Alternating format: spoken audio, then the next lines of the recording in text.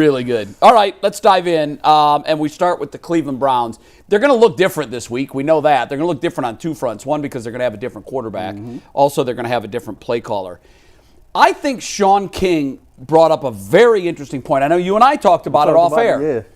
Shaun King was pretty adamant in his weekly appearance on the Ultimate Cleveland Sports Show that we all pump the brakes on this idea that Jameis Winston is a bridge to nowhere or is going to be a Band-Aid quarterback until they get their guy in here. And I hadn't really thought about it as much as Shaun had, but I have since. And I personally think it makes perfect sense. It happened last year. No one thought Joe Flacco was going to come in here and do what he did. And he had great success and led them to the playoffs. Now, he's 40. Jameis is only 30 years old, so why the hell not? It makes sense what he's saying. I'm not disputing what he's saying. He's totally right.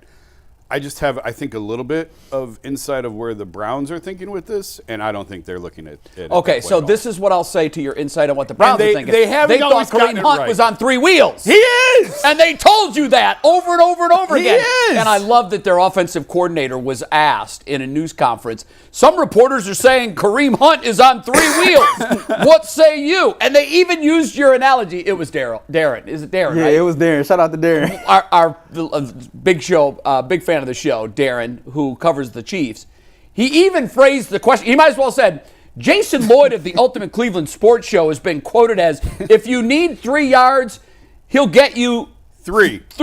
If you need 4 yards, he'll get you 3. He read your quote and used the three-wheel analogy. If you need 2, he'll get you 3. If you need 4, he'll get you 3. And what did the OC say? Look, if we need 3, he'll get us 4. If we need 4, he'll get us 5. We think he's very much the player he was when he left here. All right. Well, we love him. I disagree. So that was the thinking inside the Browns. Well, no, nobody with the Browns ever said he was on 3 wheels. No, but they thought he was done. They thought he was. Yeah, they thought he was done.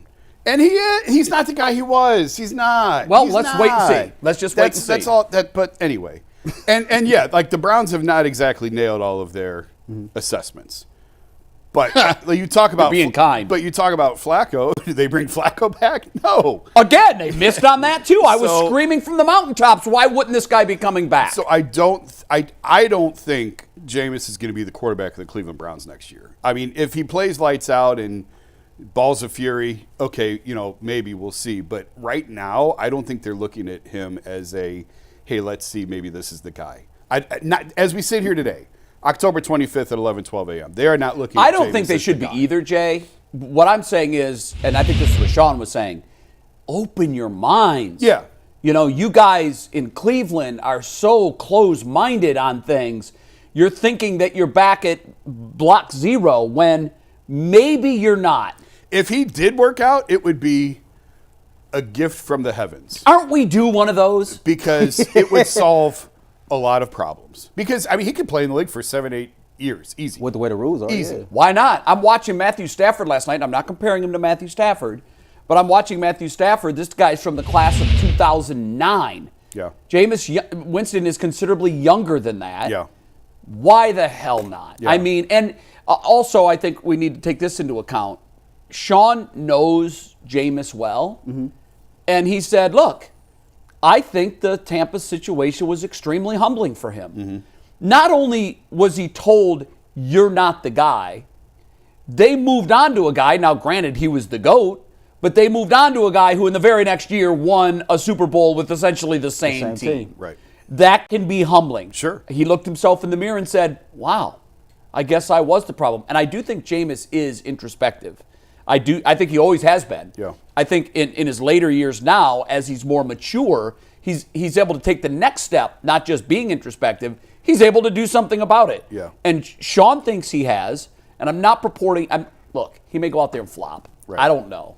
But I'm very curious to see what we have. I do think the Browns need to be creative. To your point, you keep thinking so small-minded. You keep thinking so boxed in. Jameis is only 30. He'll be 31, I think, January 6th, right? Right. And if you look at the Tampa situation, that can be humbling. You're the number 1 overall pick, and you get kicked out the door. Tom Brady comes in, and he wins a Super Bowl with essentially the same team that you just won a Super Bowl with. So for Jameis, And he's 15 years older than you are. Yeah, your ego is taking a shot. You know what I'm saying? You're questioning if can I do this long term? And then you get an opportunity to redeem yourself. I thought he played well when he was in New Orleans, but I think the term that Shaun used was don't put a cap on his ceiling. Yeah. I think we all know every player has a cap on their ceiling. Jameis said yesterday that when he's at his very best, he's a pretty good starting quarterback. And I agree with that. I think Jameis would be a good short-term option for the Cleveland Browns. And by short-term, do you mean this year? Do you mean a few years? So they draft a guy and he's a bridge until he's ready? I think if you draft a guy, I would love to see the Browns go Packer-esque type with this situation. Draft and sit. Draft a guy, maybe let him sit for a year, maybe 2 years, and that's only if Jameis Winston proves to be worthy. If you look at Jameis and you look at Joe Flacco, there's a lot of similarities to their game. And we all wanted Flacco to come back. I know I was somebody who wanted Flacco to come back. Right. You right? Jameis is a dude who's going to throw the ball downfield. He's going to take some big shots. But he's also a dude who's going to make some bonehead turnovers and make some questionable decisions. So the question then becomes, do the Cleveland Browns have enough around Jameis to overcome that? And that's TBD. We thought we did. Now Last year they did with the defense. Right. And now, Flacco did throw some we're not picks. so sure. So there's a possibility that he can be or a short-term answer. Jason, you got the insight. If I'm the Browns, I wouldn't be too quick to march him out the door. I think the maturity, I think the leadership, I think all of that has to play a part. Yeah. Because if you draft somebody, you don't want to throw him into the fire and then his career's over with before we've done that. Starts. We've done that before. Yeah. I think this, and this is what makes me most happy. I like Jameis. I want to see Jameis succeed. I'd love it if it was here. He's going to get a chance. Like, when you roll the dice like he did, you could sit for 17 games behind a healthy quarterback. Mm-hmm. Now, he made an educated guess, I think, and realized this dude's played 7 games the last 3 years. I know one was because of the suspension, but he can't stay healthy. Deshaun Watson isn't that guy anymore. So I think that this is the opportunity that he had hoped for, and I'm glad he's going to get it. We're going to find out over the course of the next 10 games. We're going to find out. Are we? Well, I don't think he's getting 10. Because I'm with Jason. I think a part of me feels like that if Dorian Thompson-Robinson didn't hurt his finger, he'd be the starter. No, I agree that the Browns would have done that, and I couldn't have argued against that move. But you're going to tell me that if he balls out against Baltimore on Sunday that it's a wrap? No way. No, I agree with that. But, if there's a game throughout this process that he doesn't look well, that'll be the excuse to put DTR. Sure. Yeah, they'll go to it immediately because they're in tank mode. Yeah. You don't disagree with that? Tank mode is hard because guys are coaching for their jobs.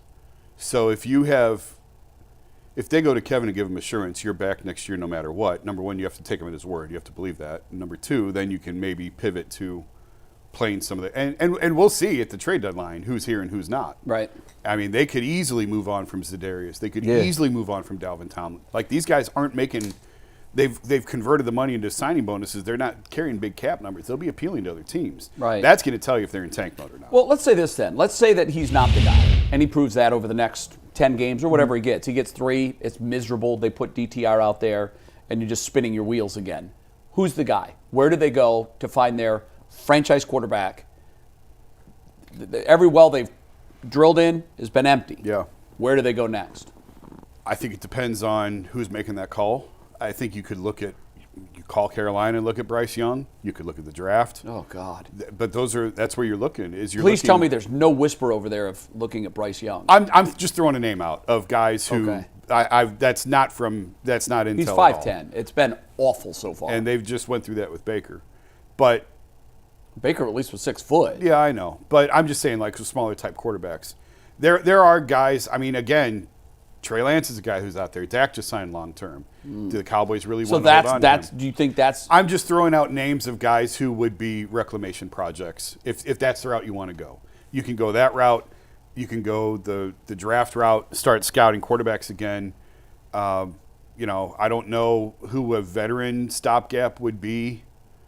Jacoby Brissett. You can go back that route for a 1-year guy until. But that's I think the world that we're in right now. Spurgeon Wynn still playing? I know. I mean, that's. Is there something I'm missing though? Like, no. I'm trying to think of. reclamation projects who were busts in their first spots. And I think what Sam Darnold is doing, and to a certain extent even Baker, these are guys who some in the sport said, done, fork them, they're finished. I watched Darnold last night, and I literally, and Herbie brought it up at one point in the broadcast, and I laughed because I said, yeah, I can't imagine what Jets fans are thinking because it's what Browns fans are thinking. He said, what must Jets fans be thinking as they watch Sam Darnold put himself into the MVP conversation? Now, I don't think he's going to win the MVP. I don't even think he's in the conversation. But he has clearly reclaimed his career. Yeah, and how many stops has it been? How many years has it been? He's the only NFL quarterback to make four starts to start with 4 different teams under 28. And when they showed that, I thought, wait a minute, Baker did that. Yeah. And see, I don't fault the Jets in a situation. How long are you supposed to hold on with a guy? How long are you supposed to hang? Because for every Sam Darnold, there's 30 Josh Rosens. I agree with that, and this goes to my point of the good seed in a toxic soil. Baker couldn't flourish here. He did for a minute, but ultimately the decision was, nope, that's not what it's going to look like. So he's gone. Mm-hmm. I don't blame the Jets because I watched everything they watched. It was pitiful. And they mentioned last night, why is it working? Because he's got the coach in Minnesota to make it work. Yeah. Why did Baker suddenly pivot when he went to the Rams? Because McVay is the whisperer. He's the guy. Who did Geno Smith used to play for? Exactly. The Jets. Toxic soil. Toxic soil. What's interesting about that is, now he's older, but they took a guy who once upon a time was the guy, and they put him in their toxic soil, and now Aaron Rodgers looks ordinary. Yeah. Like I'm telling you, the Browns and the Jets are sister and brother organizations, whatever you want to call them. They're very, very similar. They've had many different names. They've drafted many different prospects that were highly touted and were thought of by other teams to be the answer. Yeah. And they just failed miserably. It's almost like whoever you put here is going to wilt and die in that dirt. Can I interest you in a Kenny Pickett? No, cannot. I'm just like, can you imagine Bull? Bull hated Kenny Pickett from the second he got off the pit bus. I'm just saying, like, if you don't want to go the draft route, if you don't want to spend your first-round pick on a quarterback because you don't love this class, that's the bin you're shopping in. You want to know how to piss Browns fans off? You bring in Trey Lance and Kenny Pickett next year on a 1-year contract and say, hey, battle it out. Fight for my love. What's interesting, that's exactly what Pittsburgh did, and it worked out well. Wouldn't work out for us. No, it failed miserably. They would both be awful. In Pittsburgh, I think everybody agrees that Russell Wilson is probably the better choice for where this team is right now. Well, maybe Justin Fields will be here next year. But, well, who knows? That would be a Browns-type move to make. Let's bring a Buckeye back and see if we can make something out of him. Hindsight is 20/20, but knowing what Pittsburgh gave up for Justin Fields, I wish Andrew Berry would have made that phone call and shopped around and seen. Deshaun wouldn't like that. At the time, I don't want him in my building. But see that and see, not to cut you off, Jason, but that's what I sat here on a panel with you two guys last year when we had this Flacco conversation, and I said, you know, as somebody who still thought Deshaun had it, I thought Flacco should have came back. I thought Flacco was good for the Browns organization. I thought he was good for Deshaun, and I thought he was good for DTR. Well, and I also felt like that if 1 out of 53 players in that locker room couldn't handle Flacco being here and you make the decision not to bring him back because of that one dude, then that's the joke on you. It would have divided the locker room. Yeah, but look at how this year played out. This is the exact reason why you couldn't bring him back. And that's why I got to tell you, Jason, I know that you you firmly said you've had that position forever. When you first said that, I said that is a loser's mentality. I will say that again. That is a loser's mentality. You're talking about a backup to the position that more than any other job maybe in the world, the attrition rate at that job it's unbelievable. It seems like no one makes it through a season healthy. This guy, his proof was in the pudding. He couldn't make it through last year healthy. He didn't make it through the first half of this season healthy. The notion that you would trade a capable and popular backup quarterback because his presence might have split the locker room or made the starting quarterback uncomfortable. These guys are grown-ass men. Deal with it. Yeah. He's in the locker room. He's a backup. He's part of this team. Embrace him because he might help you win again. Mike said that they're dealing with the same thing right now in Indy, that Richardson is getting healthy. He's about to, presume as a starting quarterback, and the fan base and some players like, hold up, well, Flacco was balling. He was. But can't make Rich uncomfortable. He's a top 5 pick. Losers You gotta see what mentality. you got in it. And again, that's why I'm a fan. Let me know how their season and not works in the out front on office. that plan. You know what I mean? I don't know Like, if that's making Richardson uncomfortable so much as, hey, we drafted this guy, we've invested in this guy, this guy's our future, and our future is now. We got to play him. It's a different situation. Flacco, the reason it was so uncomfortable here was because the entire city loved him. Why? And they didn't like Deshaun. Why did they love him? All. Why did they love him? Because he played well. Okay. Why did they not like Deshaun? Because he didn't play well. Okay. And what decision did the organization make? Let's stick with the guy that didn't play well. We'll get rid of the guy that played well. Because that's the Browns. Because you have $230 million invested. So what? So they worried That's about the owner's problem. They worried That's about not the fans' optics. problem. They worried about how it looks to the masses I- versus Yeah, and now you're 1-6 versus trying to really win. And now you're 1-6. But Yeah. it wasn't just Joe. It was they threw out the entire offense. I know they did. Because it embarrassed four. It You embarrassed were him. mad, and that is why I'm saying that's a loser's mentality. I don't know that I necessarily disagree with that, but the reality of it is with the money they had invested in him, with the draft capital, the trade capital they had invested in him, they were going to do everything they could to make that work. I got a whatever question takes. for and both it of failed you all. miserably. And it failed I ain't been out here in a while, so I got a question for both of you all, right?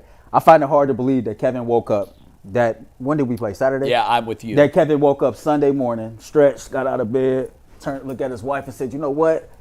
I done scored over 25 points a game with Deshaun, Jacoby Brissett, Baker Mayfield, so on and so forth. I think I'm finna go ahead and just change up my whole offense because this not working.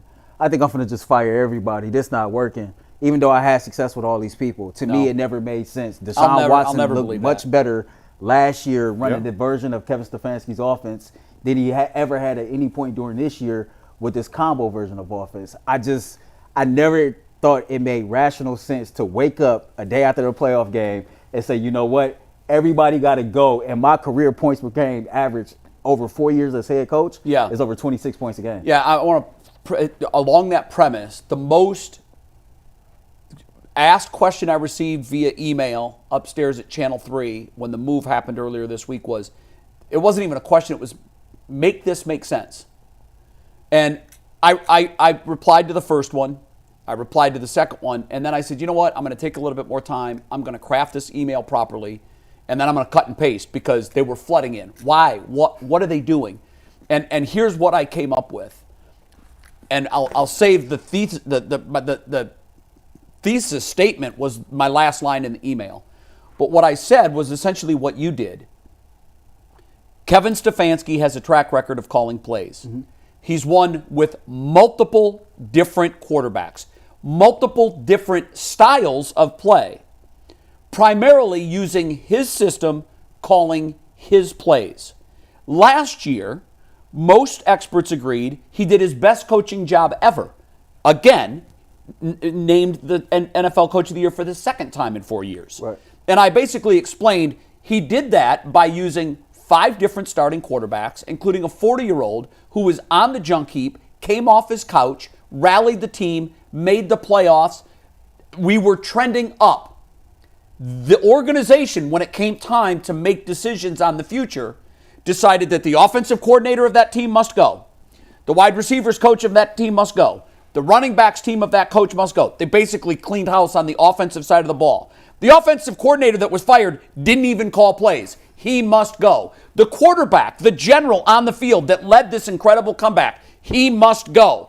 What we're going to do is we're going to hire an offensive coordinator that loves the spread and the RPO offense. We're going to bring him in because he aligns with our knight in shining armor, who hasn't been a knight in shining armor yet, but he's going to be, and we paid him a lot. So we're going to team those two guys up. And then they said, but he's not going to call the plays. The old guy with the under center is going to call the plays for the quarterback that likes RPO and spread. And then after 7 games and RPO quarterback and spread quarterback gets hurt, they're going to say to the offensive coordinator, you're not going to call the plays. We're going to bring in the RPO spread offensive coordinator to call the plays for the guy who loves to be under center and use play fake. Make sense? No. And my last line was, stop trying to make the Browns' decisions make sense. They never have. They never will. Out. Done. Am I wrong with any of that? Nope. I wrote this week, like, of all the weeks, everything we talked about today came out. It does not make sense. The only logical The only shred of logic behind this is Kevin is so fed up with the alignment issues. They can't get lined up, the pre-snap motion penalties, all of the nonsense going on where he said, I have to get a handle on this. I need to put all my focus on here. That is the only thing, and I don't even know that I buy it. I'm just saying, if you look at all of the penalties that they've had across the offensive line, if his thought is we need to get this cleaned up. That's the only thing. Do you think maybe the kickoff return on play 1 had something to do with that too? So in other words, I need to be global. Yeah. I need to be in these special teams meetings. Right. Special teams cost them that football game. Yeah. Yeah. It was an 11-point swing in special teams. Yeah. They missed an extra point, they missed a field goal, and they gave up 7 on a touchdown on a play that you want to abolish. Yeah. I mean, I think that's the 3rd time this year anybody's taken it to the house. Yeah. It should never happen today. It goes for a touchdown. They lose by 7. They give 11 points away. It's mind-numbing, and I thought that too. I thought, well, maybe he was looking at this saying, I've lost control of everything, not just the offense. I've lost control of everything. Yeah. Let me put out fires in special teams. Let me go pay more attention to the defense, and let's give it a try. I'll never believe that decision was fully his, but maybe that was part of the convincing process where they said, Kevin, you're going to lose your job here because you're also failing in other areas. Yeah. Let's let the offensive guy fix the offense. You fix everything. I said it before. I'll say it again. To me, this feels a lot like those last 2 years with Hugh Jackson.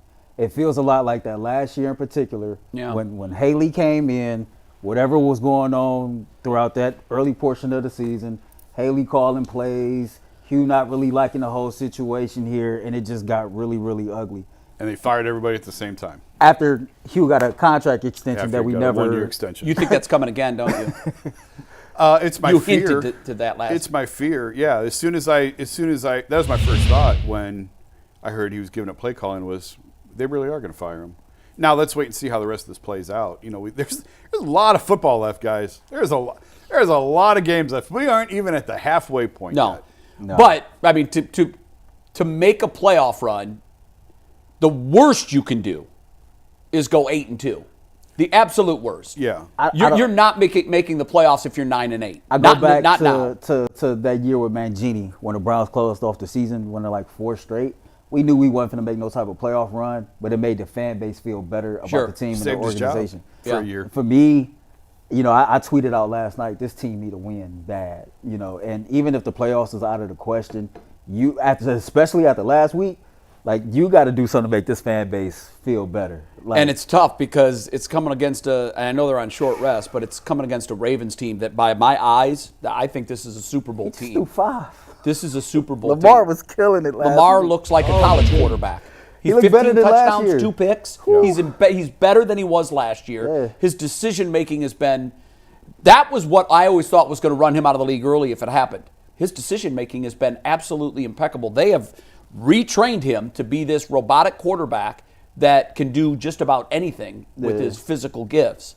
And is there a scenario, Jay, that you see where Kevin doesn't make it through the year?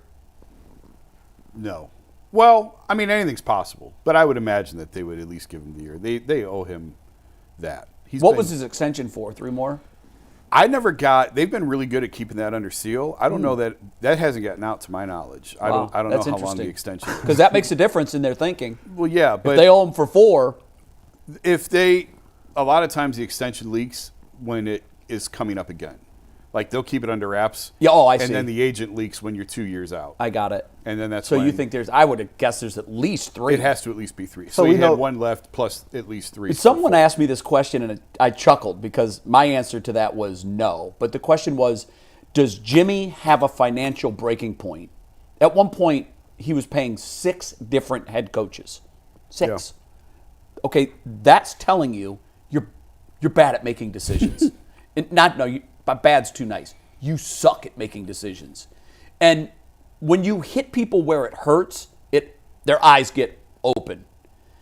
The question was, does he have a financial tipping point where, oh, God, another bad decision, now I'm paying $230 million to a guy that's a bucket of bolts? Does he get there? I hope he does. They're not anywhere near it. Nowhere near it. No. So the 230 is just like, I think it's money way too long to give it down. God, he's getting ready to write a check for 1.2 Yeah. billion. well, With a that capital he B. knows